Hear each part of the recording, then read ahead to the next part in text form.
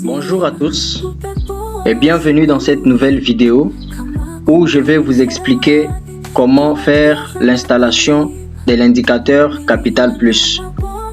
Alors, sans plus tarder, nous allons passer sur notre écran. Pour commencer, la première des choses que vous aviez à faire est d'ouvrir votre logiciel de MetaTrader 5. Et soyez sûr que vous aviez déjà copié votre indicateur depuis votre boîte mail dans un fichier quelque part dans votre ordinateur. Alors, comme vous pouvez le voir, ça c'est le terminal MetaTrader 5 qui est devant vous. Alors, une fois le terminal MetaTrader 5 affiché, la première des choses que vous aviez à faire est d'ajouter votre indicateur sur la liste des indicateurs qui sont sur votre terminal. Alors, comme vous pouvez le voir ici, nous avions le compte, les indicateurs, les experts consultants, les scripts et autres choses.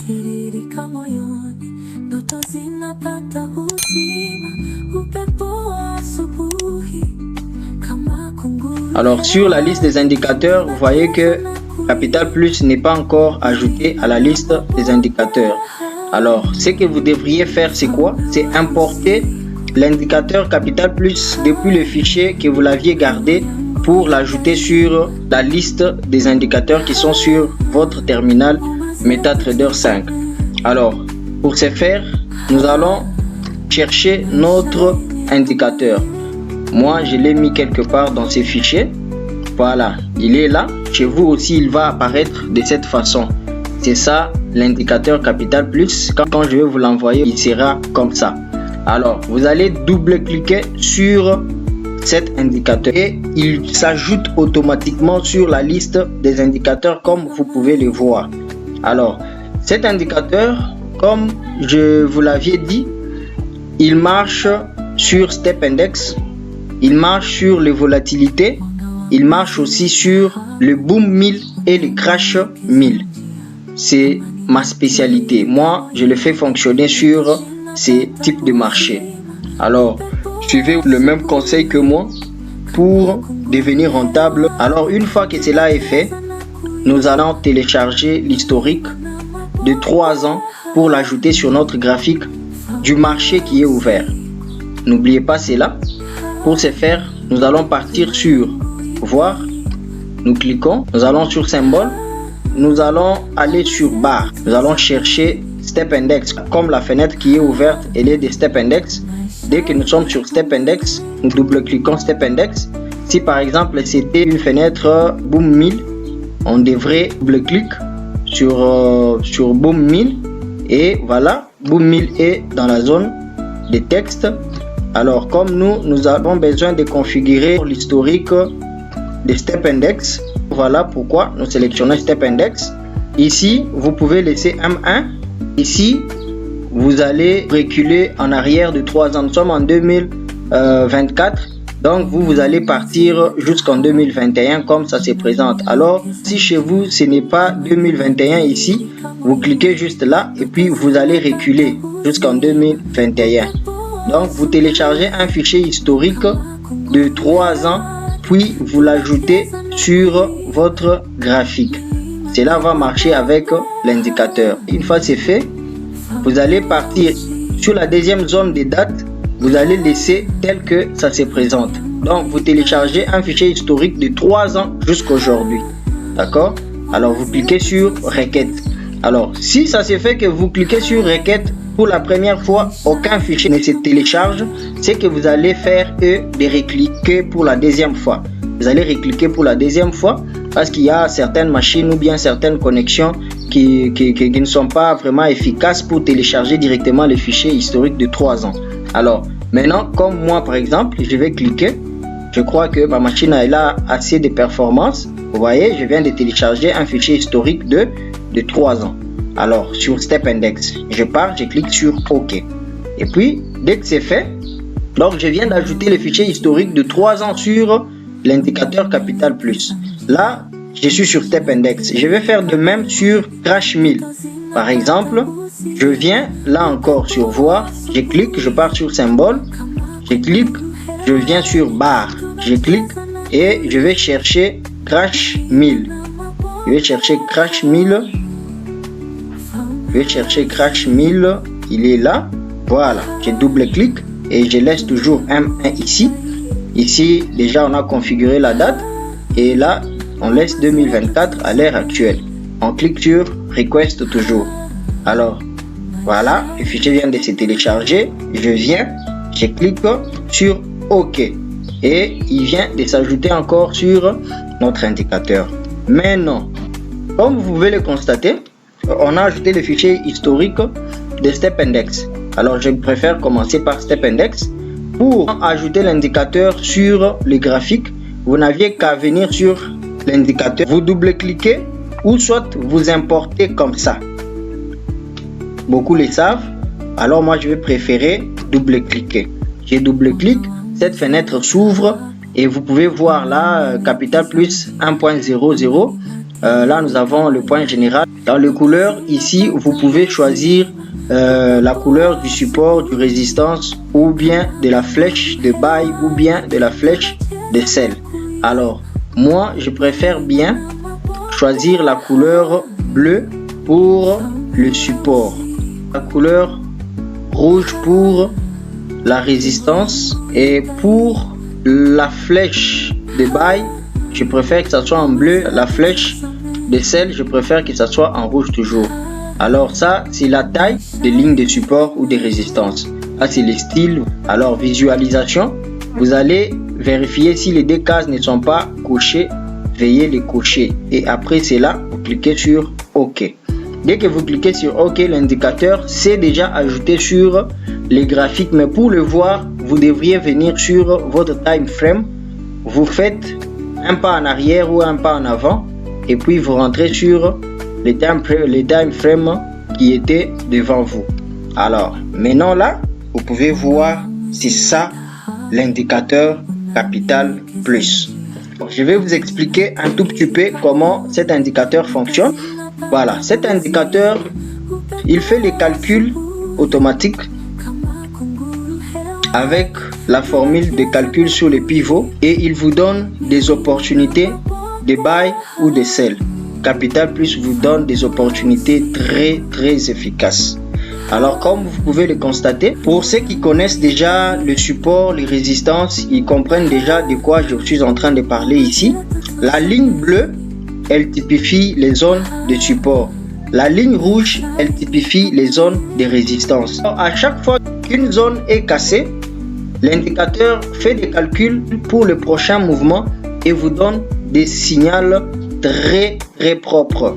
Alors, comme vous pouvez le constater, par exemple ici, l'indicateur a donné un signal d'achat et j'ai une position en cours déjà et je suis en train d'attendre que la position puisse me donner les gains que je voudrais. Je vous conseille souvent d'avoir la stratégie de 20 pips, 30 pips, 40 pips, 50 pips au maximum. Ça, c'est la stratégie que moi j'utilise souvent. Alors, comment ça se passe? Par exemple, comme vous pouvez le constater ici, il y a eu cassure du support. L'indicateur ne vous donne pas le signal tout de suite. Il attend la deuxième bougie pour vous donner le signal. Et il vous donne un signal efficace. Vous pouvez le voir là. Il y a eu cassure ici à ce point. Et l'indicateur fait ses calculs. Il vous donne un signal. Juste après, il y a eu une belle opportunité. Ici de même, après la cassure, l'indicateur vous a donné encore une très bonne opportunité. Et vous pouvez voir cette opportunité ne s'est pas arrêtée par là. Cette opportunité est partie encore très loin. Alors, j'aimerais ici souligner un point. Vous savez, avec cet indicateur, il faut être vraiment très patient. Pourquoi? Parce que vous pouvez vous précipiter. Par exemple, ici, le marché est parti à la baisse et après, il revient à la hausse. Il revient à la hausse, vous pouvez vous tromper. Par exemple, si vous avez pris votre position ici et vous vous trompez par exemple de fermer parce que la position est en train de partir dans le sens contraire. Alors, vous voyez ce qui se passe juste après, le marché est encore parti à la baisse. Alors, ce que vous devriez faire, c'est quoi? Couper la position lorsque l'indicateur vous donne un signal contraire. alors là, vous pouvez couper la position. Si l'indicateur ne vous a pas donné un signal contraire, ne coupez pas la position. Je vais vous expliquer. Par exemple, ici, vous voyez que l'indicateur a donné un signal de vente à ce niveau. Mais le marché n'est pas parti loin. Et du coup, le marché revient à la hausse. Et il casse encore le même niveau. L'indicateur détecte ces mouvements et vous dit de fermer votre position de vente et prenez une position d'achat. Donc, ça se passe au même niveau. Vous ne pouvez pas faire grand chose de perte. Vous allez vraiment équilibrer cette perte-là. Ça ne sera pas des pertes en désordre. Comprenez? Alors, si vous étiez aussi malin, peut-être que vous avez mis votre stop loss et dès que le stop loss touche directement, votre position est en sécurité et l'indicateur vous redonne un nouveau signal de buy qui est parti dans le bon. Vous voyez? Et actuellement, vous pouvez voir ici, il y a eu encore un signal de buy que j'ai pris d'ailleurs et je vous donnerai la suite. Alors, je saute, je viens sur Crash 1000. Là, j'avais une position qui a déjà duré presque 5 jours. Je viens, je double-clique sur l'indicateur, je fais la même chose et tout ça comme vous le saviez déjà. Je viens, je clique sur OK. Alors, pour que l'indicateur s'affiche sur les graphiques, vous deviez juste changer de time frame. Alors, je viens de changer. Voilà, je reviens sur M30 où j'étais. Alors, comme vous pouvez le voir ici, l'indicateur m'avait donné un signal. C'était ce signal ici. C'était ce signal que vous pouvez voir. C'était le 5 du 10e mois 2024. Alors, depuis que j'ai eu ce signal, il est en cours jusqu'aujourd'hui. Vous voyez? Donc, il ne faut pas avoir peur. Lorsque vous voyez que le marché se replie, vous avez peur de couper, ne coupez pas. Pour couper, il faut avoir un signal contraire. C'est là que vous pouvez couper la position. Mais tant que vous n'avez pas un signal contraire, ne coupez pas la position. Vous voyez?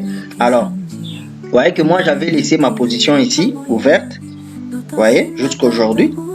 Et vous pouvez voir ici, constatez qu'il y a eu une cassure ici, à la baisse.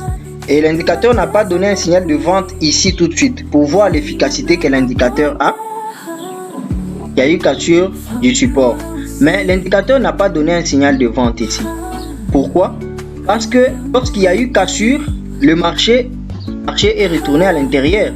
Et c'est pour cela qu'on a donné un signal d'achat. Et comme vous pouvez le constater vous-même, le marché n'est pas parti loin.